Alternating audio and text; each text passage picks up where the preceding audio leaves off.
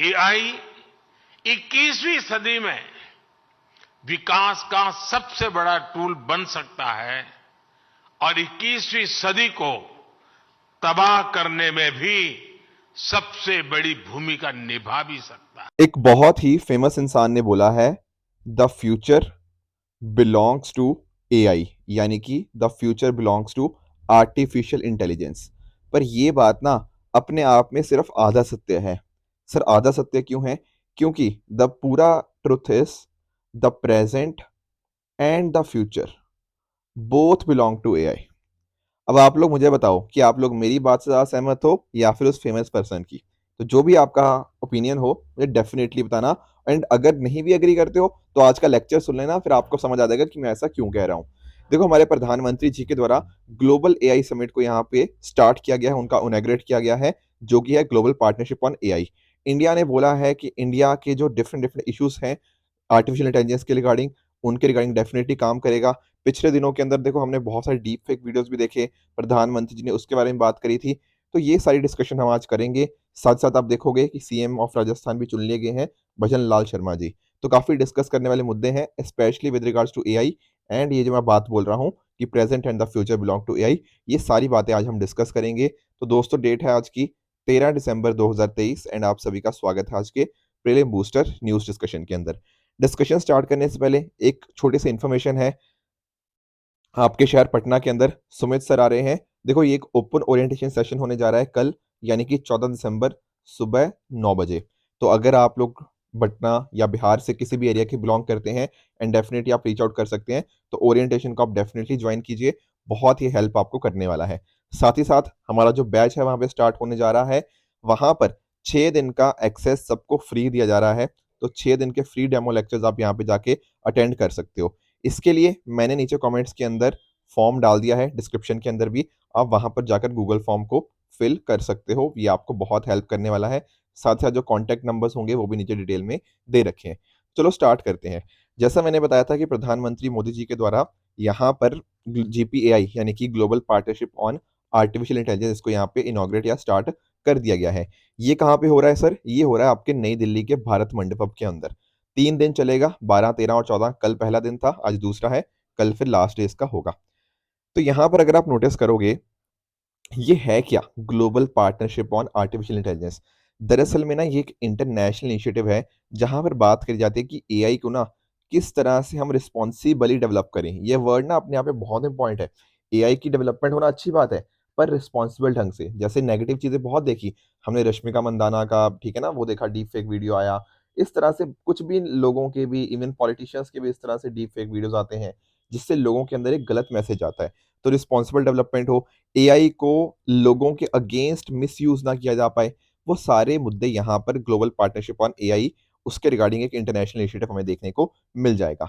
ध्यान रखने वाली बात ये है कि आज के समय के ऊपर यहाँ पर टोटल 29 कंट्रीज हैं। अब आपके दिमाग में आएगा, सर क्या इंडिया इसका मेंबर है? Answer is yes. देखो, इंडिया इसको समिट को इन होस्ट कर रहा है, तो डेफिनेटली है इसका इंडिया मेंबर, इसका कोई डाउट ही नहीं है। ये ग्रुप आपका 2020 के अंदर बना था और इंडिया तभी से 2020 से ही इंडिया इसका एक फाउंडिंग मेंबर आपको देखने को मिल जाएगा। इंपॉर्टेंट चीज आपको ध्यान में रखनी है कि चाइना इसका मेंबर नहीं है। Very very important point. Sir कौन है बाकी मेंबर्स? देखो, एक आइडिया ले सकते हो, जैसे आपका US, UK, European union, Australia, Canada, France, Germany, Italy, ये सारे देश आपको यहाँ पे इसके मेंबर्स देखने को मिल जाएंगे। होता क्या है ना, यहाँ चलो देश तो होते ही हैं, बट देशों के साथ ही साथ अगर आप नोटिस करो, यहाँ पर साइंस के कुछ एक्सपर्ट्स हो गया, इंडस्ट्री एक्सपर्ट्स, सिविल सोसाइटी के लोग, गवर्नमेंट, इंटरनेशनल ऑर्गेनाइजेशंस, एकेडमिया के लोग, ताकि देखो एआई के अंदर जो भी नए नए चेंजेस आ रहे हैं, नए नए जो डेवलपमेंट्स हो रहे हैं, उनके रिगार्डिंग कैसे कोलेबरेट एंड कोऑपरेट कर सकते हैं, वो सारी चीज़ें यहाँ पे डिस्कस करी जाती हैं। तो यहाँ पे responsible evolution of AI, responsible development हो, और एआई को human rights, inclusion, diversity, innovation, economic growth, इन सभी पर्पसेस के लिए यूज़ किया जाए ना, ये सारे इसके साथ लिंक्ड मुद्दे हमें देखने को मिल जाएंगे। अब देखो, हो पता क्या रहा है, क्या आप लोगों ने G20 समिट सुना था? मतलब सुना क्या, देखा था, हमने प्रीलिम बूस्टर में उसको डिस्कस भी किया था। उस टाइम पर भी ना हमारे यहाँ से न्यू दिल्ली डिक्लेरेशन देखने को मिली थी। बिल्कुल ठीक बात है। लोगों ने उस टाइम बोला था कि शायद ना आ पाए, क्योंकि रशिया भी था उधर, बाकी वेस्टर्न कंट्रीज भी थी। पर तब भी हमने यहाँ पे न्यू दिल्ली डिक्लेरेशन यहाँ पे लेके आए। तो अभी ये जो ग्लोबल पार्टनरशिप ऑन एआई चल रहा है ना, क्योंकि हमारे यहाँ हो रहा है, दिल्ली के अंदर हो रहा है, तो यहाँ पर भी एक डिक्लेरेशन आ सकती है। एक्चुअल में अगर आप नोटिस करोगे ना, तो यहाँ पर भी एक कंसेंसस बनाना पड़ेगा कि हाँ, इस पर्टिकुलर जो हमारी मीटिंग्स हुई हैं 3 दिनों के लिए, इसके बेसिस के ऊपर उसका निष्कर्ष क्या निकला। तो इंडिया नेगोशिएट कर रहा है बाकी और कंट्रीज़ के साथ, ताकि एक प्रॉपर यहाँ पे हम डॉक्यूमेंट लेकर आ पाएँ, ऐसा यहाँ पे हमारे प्रधानमंत्री जी ने भी बोला है और हमारे जो आईटी मिनिस्टर है ना, उन्होंने भी यहाँ पे बात करी है। तो दरअसल में अगर आप नोटिस करोगे ना, जो समिट हो रहा है इंडिया के अंदर, ये ग्लोबल पार्टनरशिप ऑन एआई का ये चौथा समिट हो रहा है। पहले 3 समिट हो रखे हैं, मतलब पहला 2020 में हुआ था, फिर दूसरा 2021 में, तीसरा 2022 में, अब चौथा इंडिया के अंदर भारत मंडपम नई दिल्ली के अंदर हो रहा है। पहले 3 हुए थे आपके मॉन्ट्रियल के अंदर, पेरिस एंड तीसरा था आपका टोक्यो के अंदर। तो अब ये 4th इंडिया के अंदर हमें देखने को मिल जाएगा। तो ये कुछ पॉइंटर्स थे जो आपको पता होने चाहिए। अब दूसरा मुद्दा भी सर एआई के साथ ही लिंक्ड है। यहाँ पर क्या है, ईयू की हिस्टोरिकल डील। ठीक है, ये हिस्टोरिक वर्ड क्यों यूज किया गया, क्योंकि भैया इनका ना यूरोपियन यूनियन का, अगर आप ट्विटर हैंडल जाके देखोगे, ट्विटर तो रहा नहीं अब जो एक्स हैंडल जगह आप जाके देखोगे, वहां पर इन्होंने यही लिखा है हिस्टोरिक। क्यों हिस्टोरिक? क्योंकि यूरोपियन यूनियन दुनिया का पहला कॉन्टिनेंट बन गया है जिसने रूल्स बनाए हैं कि आर्टिफिशियल इंटेलिजेंस का यूज कैसे करना है। तो दुनिया में कोई भी कॉन्टिनेंट नहीं है, एक्चुअली ना ट्वीट के अंदर इन्होंने यही लिखा है, एग्जैक्टली यही, कि यूरोपियन यूनियन दुनिया का पहला कॉन्टिनेंट बन चुका है जिसने क्लियर रूल्स यहाँ पे लिख रहे हैं कि एआई का यूज कैसे करना है। अगले साल इसके ऊपर वोटिंग हो जाएगी यूरोपियन पार्लियामेंट के ऊपर, ठीक है ना। तो अकॉर्डिंग 2025 तक ये लेजिस्लेशन बन के रेडी हो जाएगा। अब यहाँ पर ना इन्होंने बड़ा ही इंटरेस्टिंग तरह से काफी कई घंटों तक इनकी मीटिंग चली है, तब जाके डिसाइड हुआ है। इन्होंने पता क्या किया है, इन्होंने 4 तरह के रिस्क के अंदर डिवाइड कर दिया एआई के जो रिस्क होते हैं। जैसे एक है अनएक्सेप्टेबल रिस्क, एक है हाई रिस्क, एक है लिमिटेड रिस्क, एक है मिनिमम रिस्क। तो इसके हिसाब से इन्होंने गाइडलाइंस दे दी हैं कि मान लो किसी के ऊपर मिनिमल रिस्क है, तो उसको उसके एग्जांपल्स क्या हैं, जैसे स्पैम फिल्टर्स हो गया, वीडियो गेम्स हो गया। तो अगर इससे कम रिस्क है ना, तो इसके लिए कोड ऑफ कंडक्ट दे देंगे। आर्टिक इसी तरह से अगर लिमिटेड रिस्क है, तो उसके रिगार्डिंग ट्रांसपेरेंसी पता होनी चाहिए। जैसे फॉर एग्जांपल, कई बार ना आप किसी से बात करते हो, मैं बात करने का मतलब, जैसे मान लो आपने आपने किसी भी एक्स वाई जी, जैसे आप लोग कई बार वेबसाइट विजिट करते हो ना, मान लो, आई एम नॉट श्योर हमारे यहाँ कैसे है, पर कई जैसे कोचिंग इंस्टीट्यूट की आप वेबसाइट को विजिट करते हो, तो जब आप कोचिंग इंस्टीट्यूट की किसी वेबसाइट को विजिट करते हो ना, तो आप पॉपअप आ जाता है, hey I am there please talk to me, या फिर please tell me what are your issues. तो दरअसल में सामने चैट बॉट एक बात कर रहा होता है, ठीक है ना, सामने बंदा नहीं बैठा होता है, ऐसा नहीं कि कोई पर्सनली आपको मैसेज कर रहा है, नहीं, वो एक चैट बॉट मैसेज कर रहा होता है। पर उसके बाद में जब बातचीत थोड़ी आगे बढ़ जाती है, तब एक फिजिकल पर्सन को वहां पे अलाइन कर दिया जाता है आपके साथ, ठीक है ना। और भी आप स्विगी वगैरह के अंदर भी देखते हो, जोमेटो के अंदर भी ये सब चीजें होती हैं। तो आपको ना पता होना चाहिए कि भैया मैं चैट बॉट के साथ बात कर रहा हूँ या किसके साथ बात कर रहा हूँ। और डीप फेक वगैरह को भी यहाँ पे डाला गया है, ताकि उसके हिसाब से ना पता लगे लोगों को। बेसिकली यहाँ इन यूरोपियन यूनियन के अंदर ना, कस्टमर जो हमारा कंज्यूमर होता है, उसको हमेशा एम्पावर करने की कोशिश करी जाती है अलग अलग लॉज के अंतर्गत। तो एआई के अंदर ये जो लॉज बनाए गए हैं ना, यहाँ पर भी कस्टमर के राइट्स को बहुत ज्यादा ध्यान में रखा गया है। उसी तरह से हाई रिस्क के अंदर भी अगर आप देख पाओगे, तो ये सारी चीजें आ जाती हैं। और जहां पर रिस्क बहुत बहुत ज्यादा है, वहां पर भी ना बहुत सीरियस, मतलब उनके रिगार्डिंग रेपरकशंस क्या होंगे, कैसे उनको रेगुलेट किया जाएगा। तो इस तरह से इन्होंने 4 पर्टिकुलर कैटेगरीज के अंदर यहाँ पे बना दिया है। अब इन्होंने तो चलो 4 कैटेगरीज के अंदर बना दिया, अब ये ना एक तरह से बेंचमार्क की तरह एक्ट करेगा। कल को मान लो इंडिया को कुछ एक्ट लाना हो, कुछ चाइना को एक्ट लाना हो, या फिर किसी एक्स वाई जी कंट्री को एक्ट लाना हो, तो वो ना यूरोपियन यूनियन के इस लॉ को देखेगा। ऐसा पहली बार नहीं हुआ। अगर आप देखोगे ना, डेटा प्रोटेक्शन के जो लॉज होते हैं, वो भी यूरोपियन यूनियन के अंदर बहुत ही अच्छे हैं, जीडीपीआर इनको बोलते हैं। यूपीएससी जीडीपीआर के ऊपर क्वेश्चन पूछ भी चुका है, जनरल डेटा प्रोटेक्शन जो रेगुलेशंस होते हैं, जो रूल्स होते हैं। तो इंडिया ने भी इन्हीं को देखा कि अच्छा यार, अच्छा यूरोपियन ने ऐसे कर रहा है, तो इंडिया ने भी इनको फॉलो किया। तो एआई के ऊपर जो यूरोपियन यूनियन का फ्रेमवर्क है ना, ये अपने आप में बहुत ही इंटरेस्टिंग है, बहुत ही अच्छा है। एंड आने वाले समय के अंदर और भी कंट्रीज को ये इंस्पायर करेगा कि वो भी अपने यहाँ पर रूल्स लेकर आए। हमें देखो बहुत डिटेल में नहीं जाना, एक आइडिया होना चाहिए। जैसा मैंने आपको बताया था, यहाँ पे 4 कैटेगरीज के अंदर बता दिया गया है। हाई रिस्क हो गया, ठीक है ना, जो बहुत ही हैवी रिस्क, जो मतलब मैंने ऊपर सबसे पहला पॉइंट बताया था, अनएक्सेप्टेबल रिस्क हो गया, ठीक है। उसके बाद दूसरा आपका हाई रिस्क, तीसरा आपका मीडियम रिस्क, और चौथा होता है आपका लिमिटेड रिस्क। तो इस तरह से ट्रांसपेरेंसी कहाँ पे चाहिए, कितना यहाँ पे चॉट बॉट के साथ कितना कस्टमर्स को नो हाउ होना चाहिए। साथ ही साथ यहाँ पे जैसे for example self driving cars भी अलाउड रहेंगी, पर कहीं ना कहीं प्रॉपर उनका सर्टिफिकेशन होना चाहिए और लोगों को प्रॉपर पता होना चाहिए, पब्लिक स्क्रूटनी उसके रिगार्डिंग होनी चाहिए।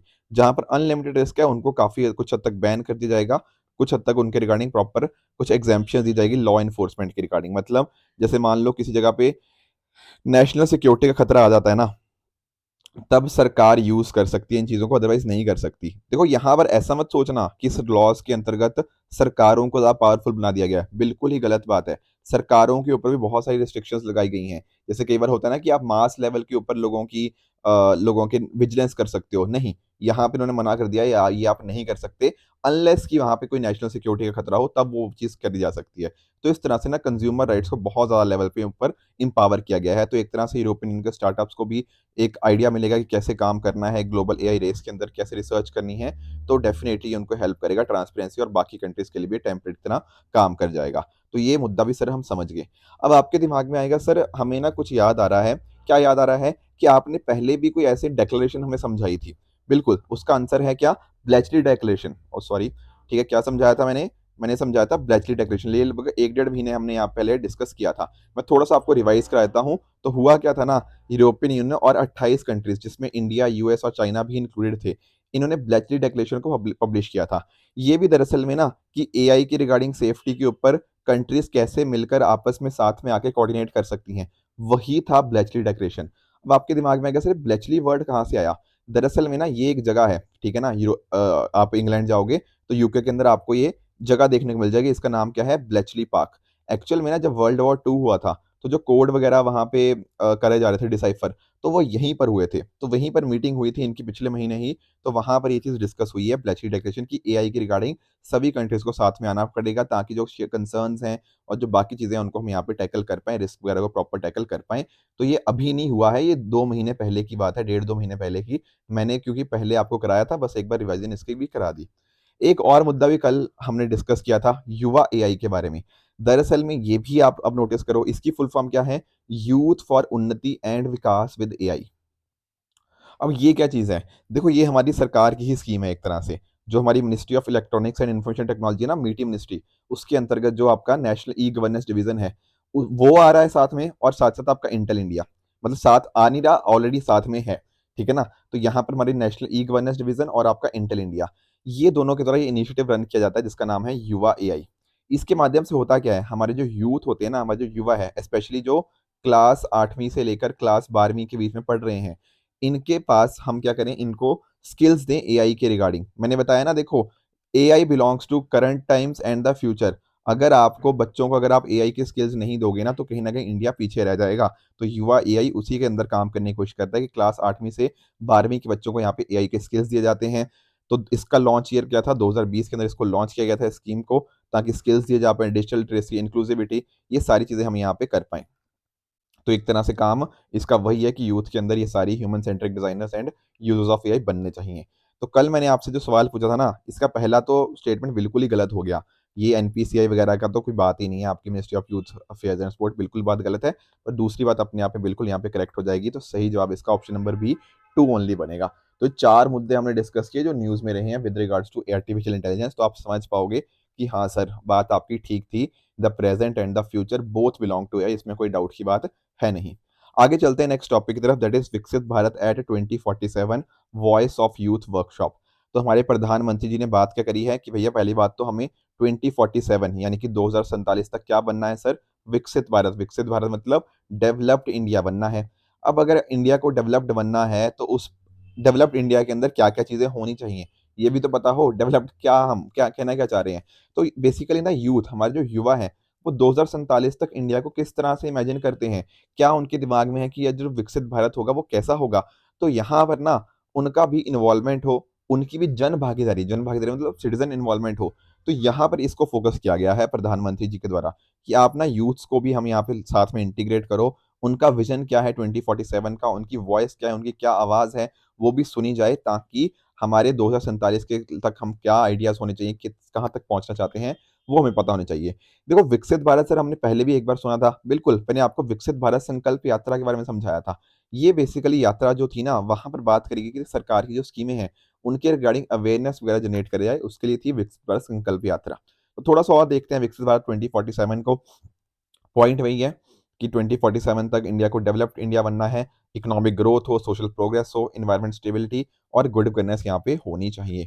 तो आपकी जो सेक्टोरल ग्रुप ऑफ सेक्रेटरीज है ना, वो यहाँ पे इस तरह से डॉक्यूमेंट बनाएंगे और इस डॉक्यूमेंट के अंदर सरकार की तो सुनी ही जाएगी पर पूरे देश की आवाज़ भी सुनी जाएगी कि वो क्या यहाँ पर चाहते हैं। तो विद इन डॉक्यूमेंट इसका आ जाएगा, इसी साल आ जाएगा या तो अगले साल की स्टार्टिंग में हमें देखने को मिल जाएगा।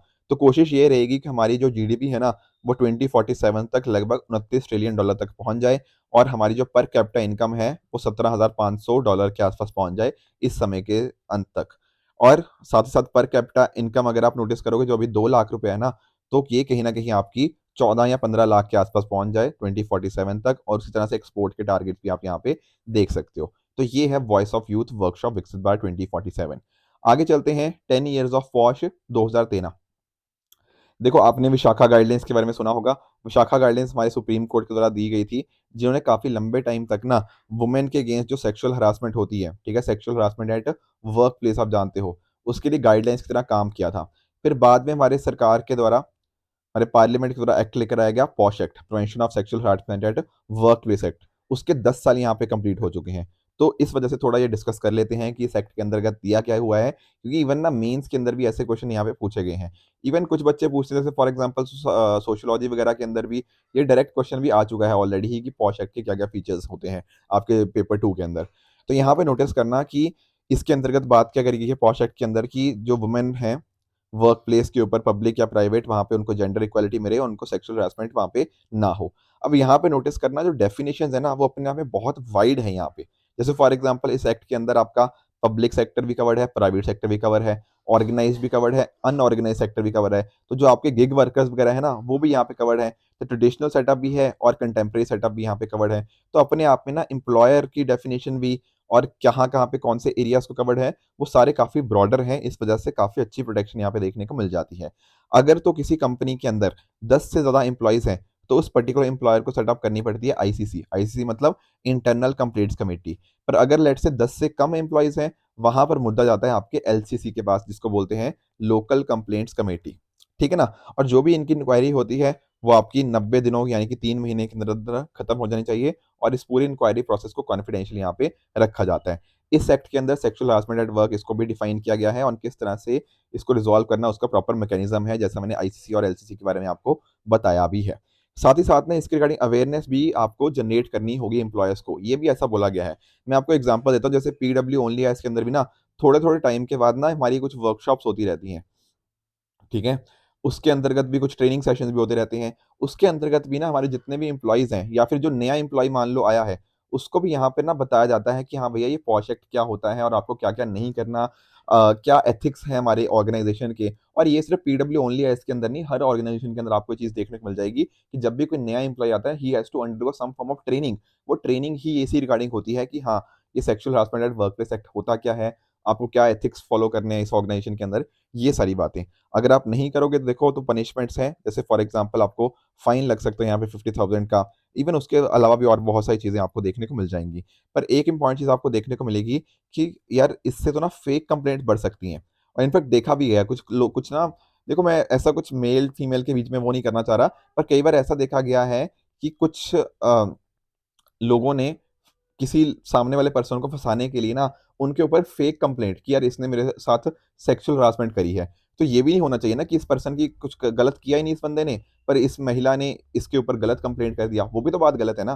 तो इसलिए फेक कंप्लेंट्स को टैकल करने के लिए ना यहाँ पर हमारा जो सेक्शन 14 है इस एक्ट का, वो यहाँ पे डील करता है कि कल को कुछ इस तरह से फेक कंप्लेंट करी गई, ऐसा पाया गया कि जानबूझ के इस पर्सन से कुछ रिवेंज लेने के लिए ऐसा किया गया है, तो उसके रिगार्डिंग भी पनिशमेंट्स हमें यहाँ पे देखने को मिल जाएंगी। तो सुप्रीम कोर्ट ने क्या बोला है, सुप्रीम कोर्ट ने कुछ डायरेक्शंस दी हैं कि कैसे इसको हमें अच्छे से और बेहतर बनाया जा सकता है। तो यहाँ पे सुप्रीम कोर्ट ने मेंशन किया है कि स्टेट्स और यूटीज को मैंडेटरी है कि वो डिस्ट्रिक्ट ऑफिसर को अपॉइंट करें एज पर दिस सेक्शन, और टाइम बाउंड असेसमेंट हो। क्योंकि अगर अगर आज के टाइम नोटिस करोगे ना तो बहुत सारी कंपनीज ऐसी हैं जहाँ पर इंटरनल कंप्लेंट कमेटी एग्जिस्ट नहीं करती या लोकल कमेटी एग्जिस्ट नहीं करती उन एरियाज के अंदर। तो वहाँ पर आपको इंश्योर करना होगा कि आप समय समय के ऊपर असेसमेंट करते रहे, वेरीफाई करते रहें कि सभी जगह के ऊपर ये चीज़ बनी हुई है या नहीं बनी हुई, और साथ साथ कुछ वर्कशॉप प्रोग्राम और अवेयरनेस कैंपेन्स के माध्यम से लोगों के अंदर इसके रिगार्डिंग प्रॉपर अवेयरनेस भी जनरेट करनी है।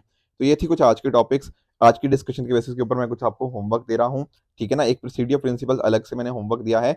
एक्चुअली में ये तो आपका ना स्टैटिक का ही पार्ट है, इवन इकोनॉमी के लेक्चर्स के अंदर मैं तो प्रोसीडियर प्रिंसिपल्स आप सभी को पढ़ाता भी हूँ। तो इसको एक बार डिस्कस करना, बताना मुझे आपके हिसाब से इन सभी का आंसर क्या होगा, राइट। और दूसरा आपको जो कल मैंने होमवर्क दिया था पीएम विश्वकर्मा स्कीम के बारे में, तो ये कह रहा है कि पीएम विश्वकर्मा क्या है, एक सेंट्रली स्पॉन्सर्ड स्कीम है। क्या ये बात ठीक है? बिल्कुल गलत है। यहाँ पर ये क्या थी, हमने देखा था 13,000 करोड़ के आसपास, ये सेंट्रल सेक्टर स्कीम थी। तो पहला स्टेटमेंट सिर्फ फॉल्स हो गया।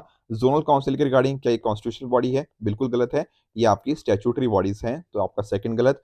ह्यूमन राइट्स डे के बारे में ये थीम थी, ये अपने आप में बिल्कुल आपकी करेक्ट बन जाएगी। सेकंड वाला क्या था, आपकी स्टैट्यूटरी बॉडीज थी, ठीक है। तो ये भी हमने डिस्कस कर लिया। इसके अलावा आज का होमवर्क देखो, जोनल काउंसिल के बारे में थोड़ी और एडिशनल इन्फॉर्मेशन यहाँ पे है, तो इसको कोशिश करना अटेम्प्ट करने की और मुझे कमेंट्स में बताना कि आपके हिसाब से इसका आंसर क्या होगा। दूसरा होमवर्क है आपका with regards to aspirational blocks programme. Discuss किया हुआ है पहले, पर कोशिश कीजिएगा एक बार, फिर कल अकॉर्डिंगली इसको भी हम समझ लेंगे, इसके कुछ इंपॉर्टेंट मुद्दे।